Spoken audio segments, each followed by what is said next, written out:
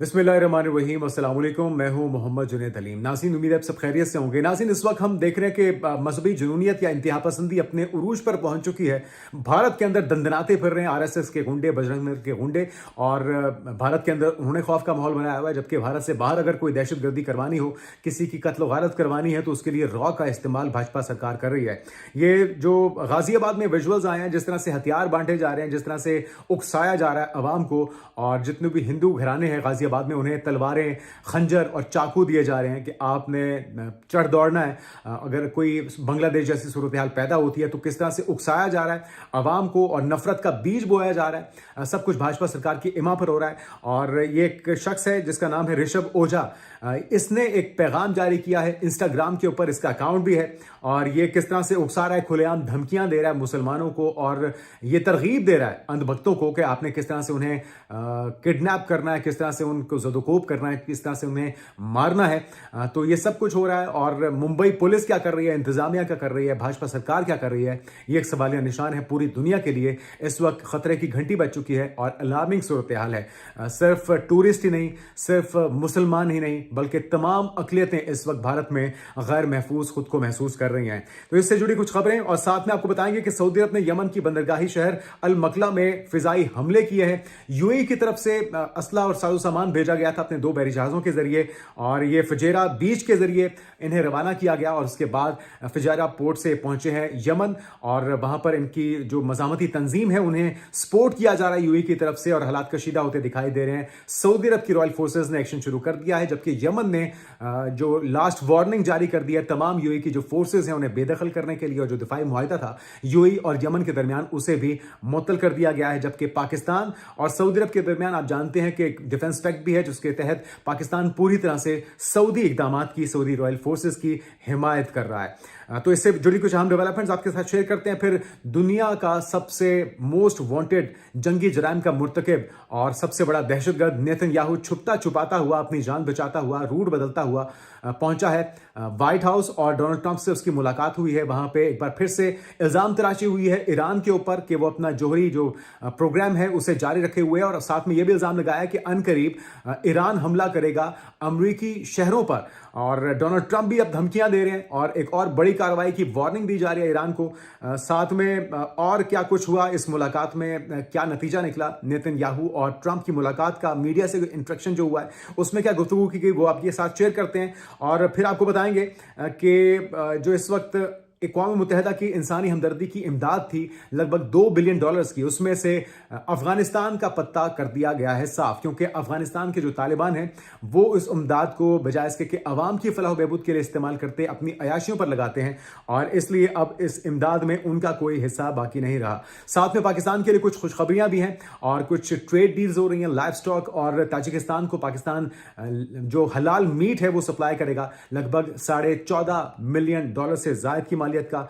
और तालीम के शोबे में भी, आईटी में भी, और तलबा की तरबियत के हवाले से भी कुछ अहम एमओयूज हैं जो कि दस्तखत किए जा रहे हैं दोनों ममालिक के दरमियान। तो ये तमाम अहम डेवलपमेंट्स आपके साथ शेयर करते हैं। सबसे पहले जो खबर है वो बहुत ही अलार्मिंग है।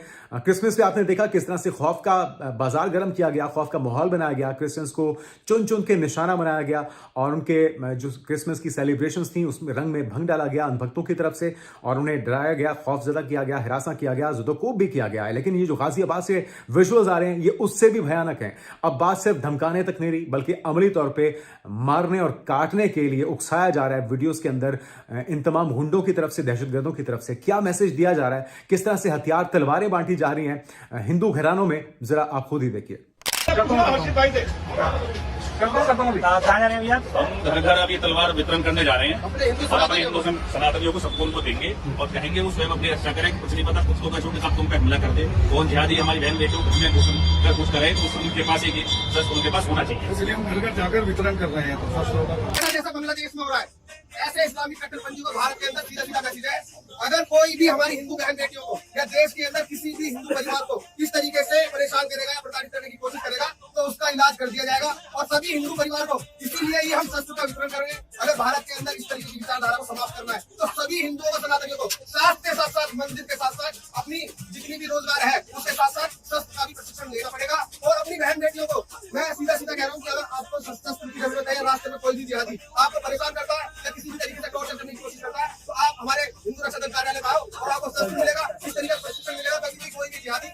तो नाज़रीन, आपने देखा किस तरह से गाजियाबाद के अंदर तलवारें सामने सजाकर और खुलेआम दहशत का माहौल बनाया जा रहा है। मुसलमानों को मारने और उन्हें काटने की बात हो रही है। तमाम जो हिंदू घराने हैं उनके अंदर ये असला या ये जो साजो सामान है कत्ल गारत के लिए इसे तकसीम किया जा रहा है। तो ये इंतहाई अलार्मिंग सूरत हाल है नाज़रीन, और एक सवालिया निशान है भाजपा सरकार क्या चाहती है। क्या तमाम अक़लियतें भारत को छोड़कर चले जाएं? वो जो दुनिया की सबसे बड़ी जमहूरियत होने का दावा किया जाता है, क्या वो सब झूठ है? एक तो इतने बुज़दिल और डरपोक हैं, इनकी फोर्सेस में इतनी जरूरत नहीं कि पाकिस्तान का मुकाबला कर सकें। बांग्लादेश में इन्होंने उस्मान हादी का कत्ल करवाया और उसके बाद हम देख रहे हैं कि वहाँ पर माहौल ख़राब करने की कोशिश की जा रही है। और हम खालदा ज़िया की जो शहादत हुई है, जो जहान फ़ानी से वो कूच कर गई हैं, उनके बेटे वापस आए हैं और अब हम देख रहे हैं कि एक मोमेंटम बन रहा है आम इंतखाबात के लिए। लेकिन वहाँ पे माहौल ख़राब करने के लिए इस वक्त पूरी तरह से भारत जो है वो पर तोड़ रहा है और अपने गुंडों को इसने फ्री हैंड दे दिया कि जिसको चाहे जिसकी इज्जत उछाले जाए। बिहार के जो इनके वज़ीर आला हैं, जब वो अपने मुसलमान ख़वातीन या डॉक्टर के ऊपर उसकी इज्जत के ऊपर हाथ डालते हैं तो उसे भी नहीं पूछा जाता। और उसी की देखा देखी अब ये जो RSS और बजरंग दल के गुंडे हैं ये भी दंदनाते फिर रहे हैं और लोगों को उकसाया जा रहा है। मुंबई से जो एक मैसेज सामने आया है ऋषभ ओझा का, जरा वो भी सुनिए किस तरह से उकसा रहा है दहशत के लिए और मुसलमानों को मारने के लिए। सभी हिंदू संगठनों को मैं एक आइडिया देना चाहता हूँ। बहुत ही हद पार चीज है ये। सेटिस्फेक्शन लेवल मतलब अपने पीक पर पहुंच जाएगा, इतना मजा आने वाला है आपको। इसमें आपको दो लोगों की जरूरत पड़ेगी, एक आप और एक आपका कोई भी भरोसे का साथी। हम जिहादियों को, आतंकवादियों को ऑन द स्पॉट गोली मारा करते थे या काट देते थे। इसमें पर वो मजा नहीं है। इसमें हम सर्च करते थे किसने क्या क्या कांड किया, ढूंढते थे, फॉलो करते थे और मार देते थे। ये चीज हद पार है। इतना मजा देगा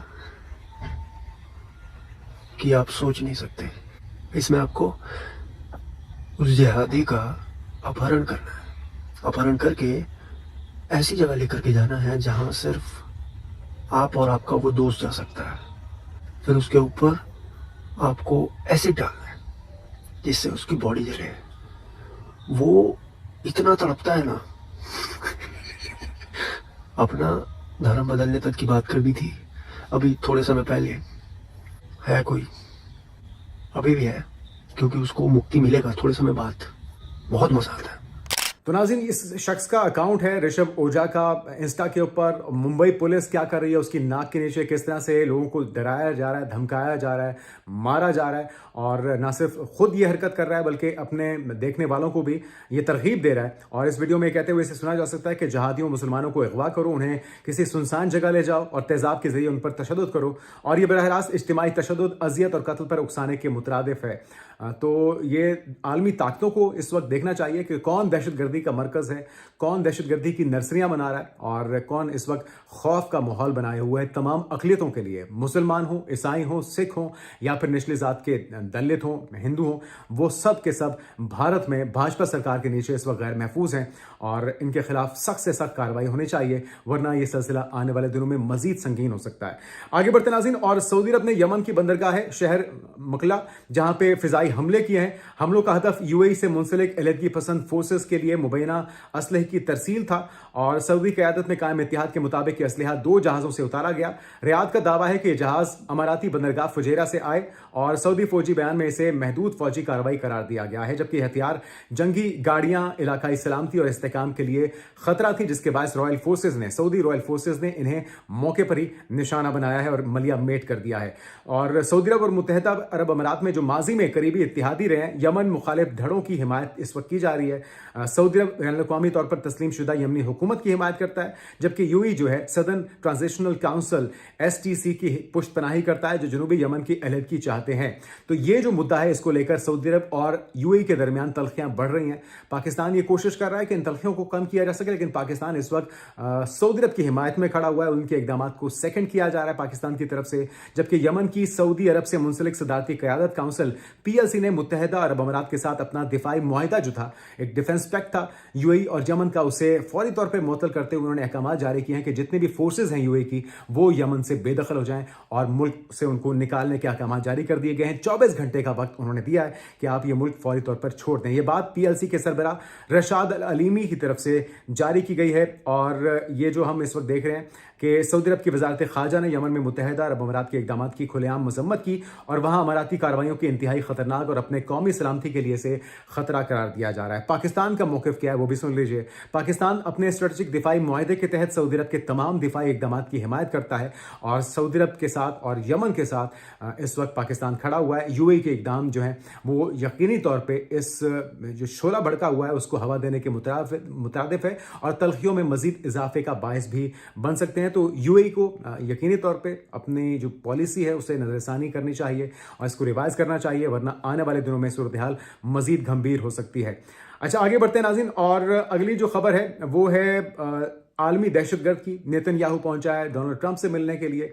जिस तरह से आप जानते हैं कि बेशतर यूरोपियन कंट्रीज ने उसे मोस्ट वांटेड करार दिया है, क्रिमिनल करार दिया है, जंगी जराइम का मुर्तकिब करार दिया है। तो इस खदशे से कि कहीं वो गिरफ्तार न कर लिया जाए, फिजाई हुदूद इस्तेमाल नहीं की उसने और अपना रूट बदल के वो व्हाइट हाउस पहुंच तो गया है। साथ में हम डोनाल्ड ट्रंप का जो बयान था इस हवाले से इस मौके पर वो आपके साथ शेयर करते हैं। वो कहते हैं जी, इस हकीकत की बुनियाद पर कि मज़ामती तंजीम ने वादा किया था कि उन्होंने हल्फ उठाया है वो अपने हथियार डाल दें। वो कहते हैं कि जी फ़लस्तीन की मज़ामती तंजीम अपना वादा पूरा करे, डिसआर्म हो जाए, वरना वो ममालिक जो गारंटर हैं जिसमें तमाम मिडिल ईस्ट के ममालिक हैं, जिसमें पाकिस्तान समेत दीगर 50 से ज़्यादा ममालिक शामिल हैं, वो कहते हैं जी ये ममालिक जो हैं वो मज़ामती तंजीम को डिसआर्म करने में अपना किरदार अदा करेंगे। साथ में जो नेतन्याहू है उसकी इल्ज़ाम तराशियाँ जारी हैं और जो हम देख रहे हैं मगरबी किनारे पे बस्तियों को लीगलाइज किया जा रहा है, सीज़ फायर जो वायलेशंस हैं वो मुसलसल की जा रही हैं। 700 से ज़ायद फ़लस्तीनियों को सीज़ फायर माहिदे के बाद शहीद कर दिया गया है, उन पर ज़िंदगी तंग की जा रही है, उन तक इमदाद नहीं पहुंचाई जा रही